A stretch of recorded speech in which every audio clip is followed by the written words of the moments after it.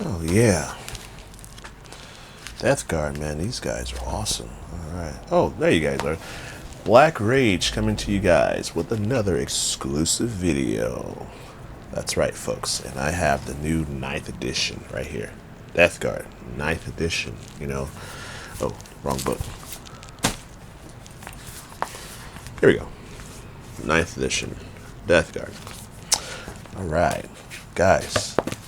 This book is amazing, by the way. Oh, and I have a new camera, so I can actually have some good old content here. You know, you guys see this pretty face of mine.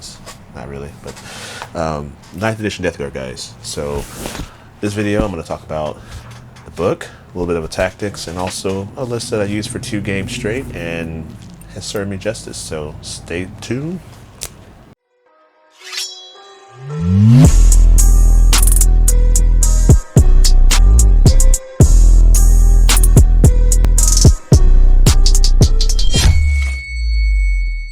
Alright guys, I'm back with this exclusive video of the new 9th edition Death Guard. And if you haven't already, guys, please click the like and subscribe button.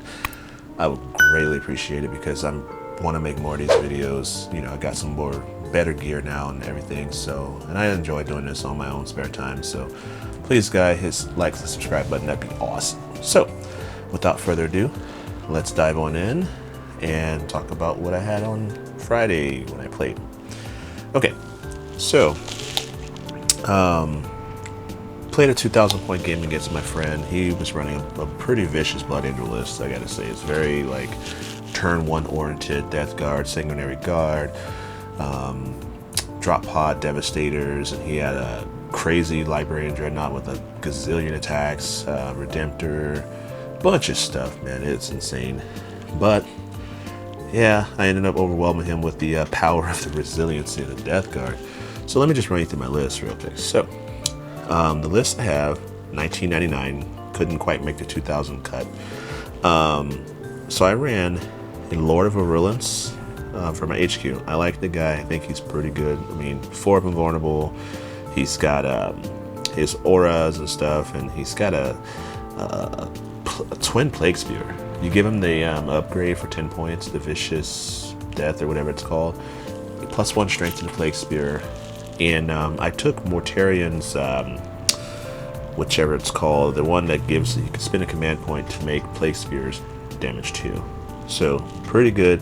He's really good backfill support in my opinion, just to kind of keep your guys moving forward. You move him forward, you move your Plague Bears forward and stuff like that. But I like him. First time playing him, I think he's pretty good. I had a Malignant Plate Caster, just kind of backfill psyker, you know, for some casting powers and whatnot. I like him. He's just pretty good. Does a lot. And let's run through the most important factors to me in this list. My troops.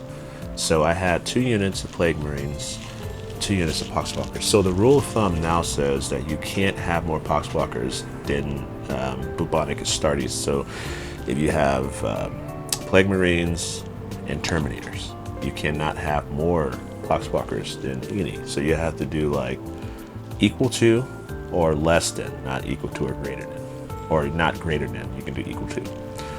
So let me just tell you, Plague Marines are amazing.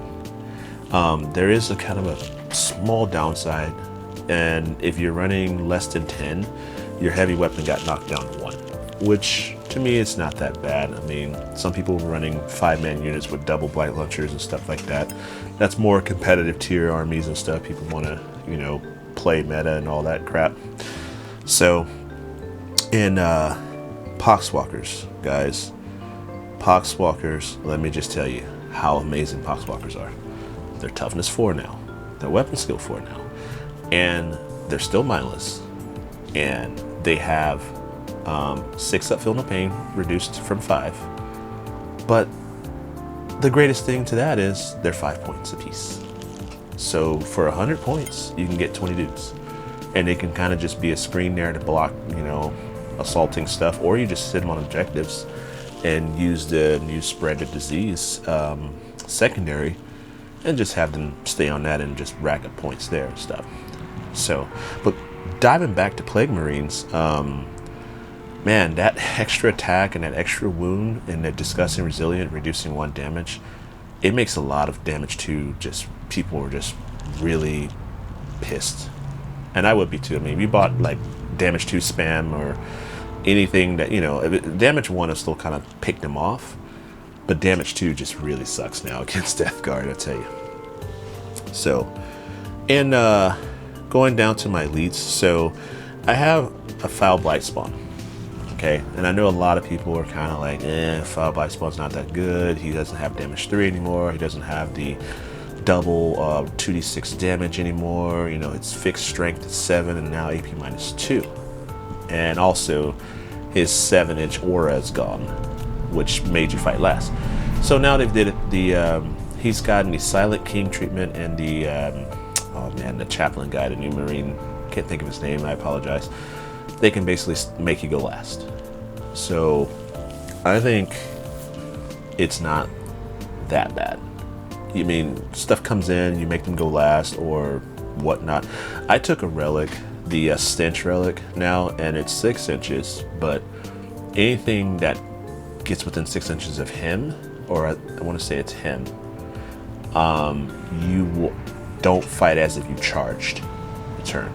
And you can still use your normal ability too to make another unit fight last.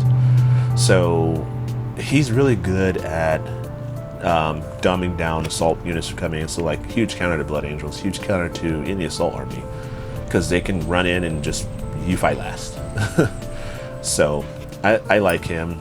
He's gonna run the Plague Sergeant, but he's 75 points, I believe, and the only thing that he can really do is provide a 6+ Feel No Pain, which in theory it's not that bad, and he can restore wounds back to your unit. Now, if you're running Terminators, Ideal was going to be better because they have 3 wounds, but Plague Marines only have 2 wounds, and your 6+ Feel No Pain is like, it's great, but it's like, okay, I can kind of get a little bit more support and pay 15 points less.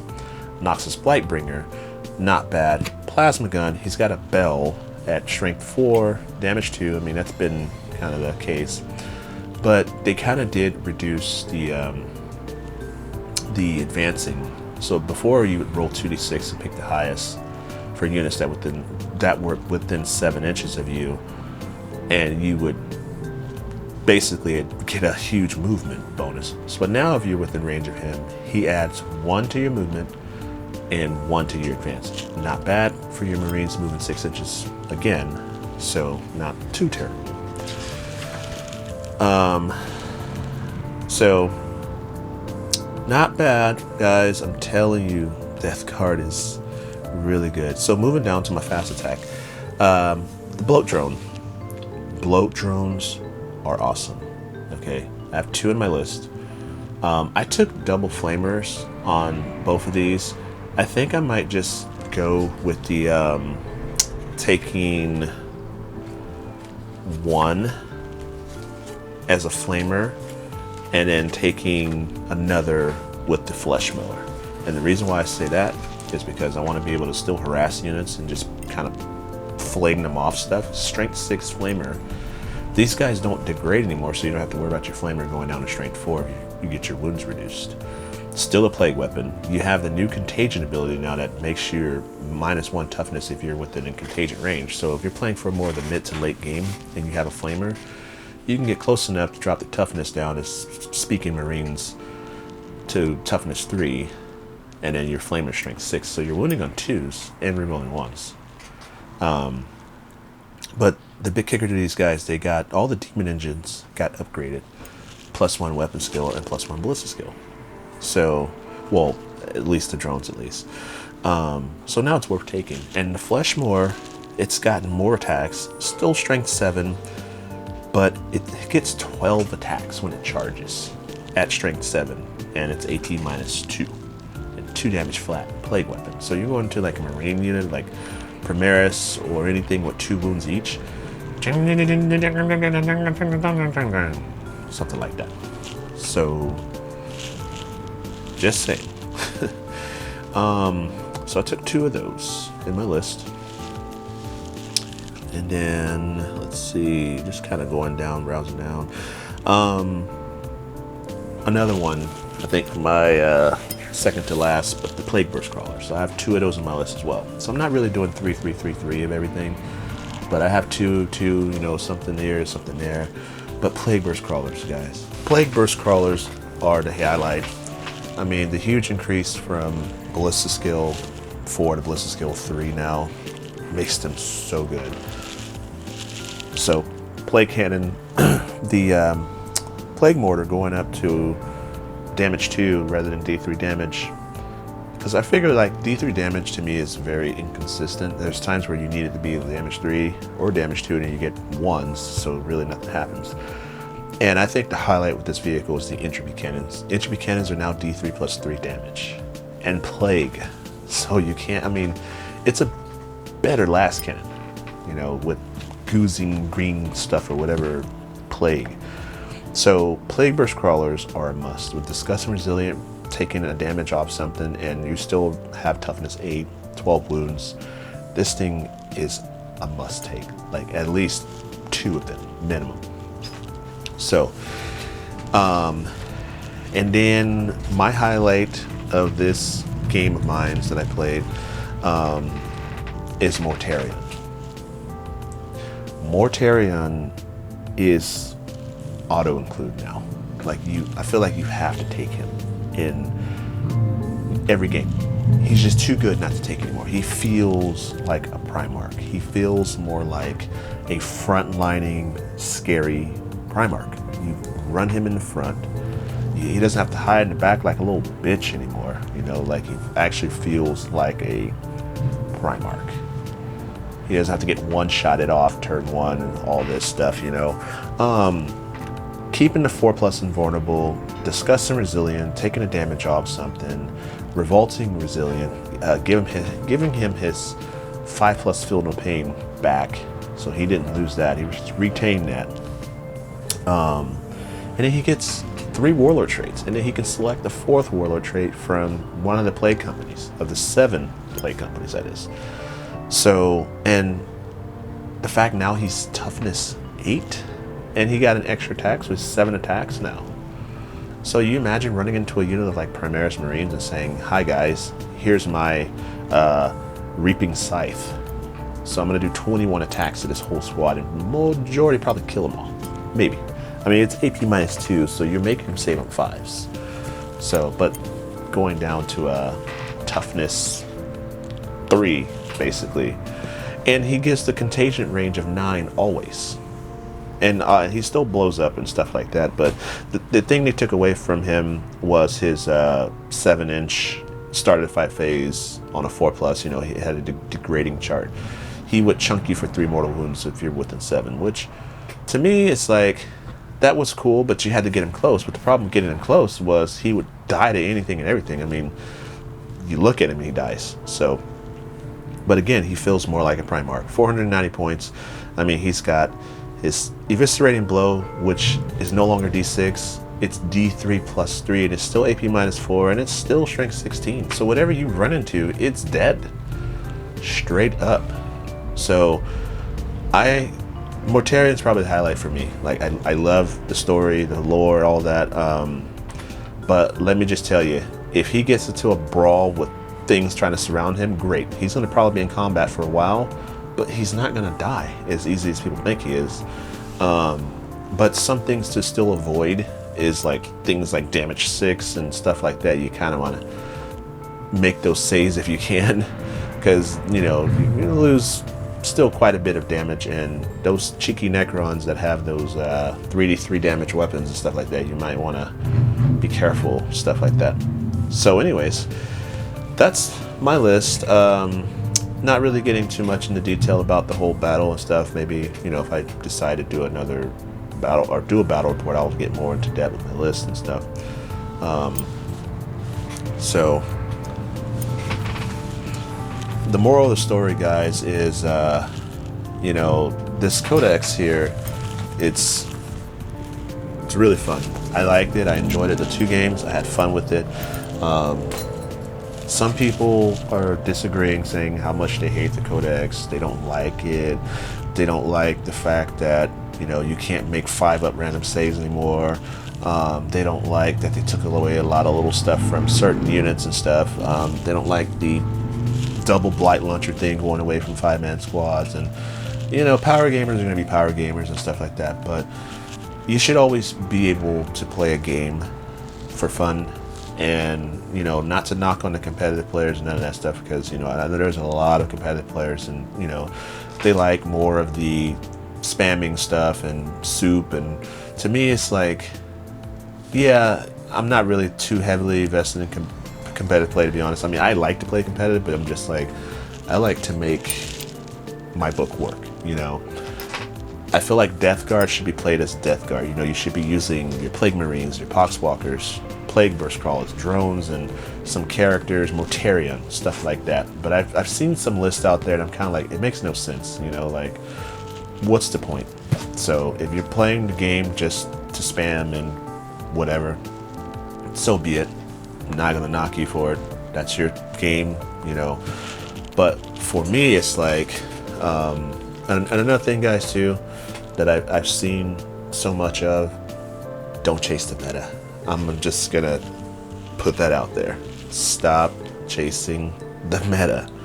Okay, just because James took a undefeated plague, you know, Nurgle list that has, you know, this, that, or whatever. It could be a different army.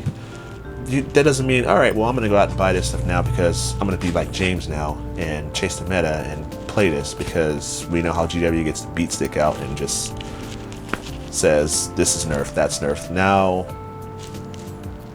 yeah, don't chase the meta. You know, people went out and bought 9 Bright Haulers. They're good, but now they kind of got chopped a little. So again, people were complaining, saying, "Oh, I'm done with this. I'm so done. I don't want to play this book anymore. It's stupid. I want my 8th edition codex back." And it's like, I've been playing this game since in a 2nd, 3rd edition. I've seen this game evolve heavily. I'm coming from like a real fluff background and just fun. I mean, I've won some tournaments in my past. You know, I've attended Bay Area Opening, LVOs, stuff like that. You know, it's fun. You know, you go there, you're gonna get beat on. You didn't bring the competitive list to play. You know, it happens. But if you're there to have fun and have a good time, you know. So that's the moral story. Don't chase the meta, guys. Learn your codex, learn your rules, learn the game. You know, don't just learn your codex. That's the main part right there, because some people have taken some of the most underrated lists and have won, and I've seen it. And it's just people are kind of like, okay, now they're gonna go and chase that now and say, oh, I want to play that now because this is the next best tournament winning list, and then they do terrible with it, and then they're, oh, this sucks, I'm gonna sell my army. But anywho, guys, I'm gonna be making more of these videos. I have a camera. I'll get more into tactics and stuff like that. I'm more of an old school player, so I can still hang with all the competitive stuff. I mean, I went 3-3 2020 LVO, so not too bad with the Pure Thousand Suns list. So yeah, you guys stay safe, and until the next time, see you soon.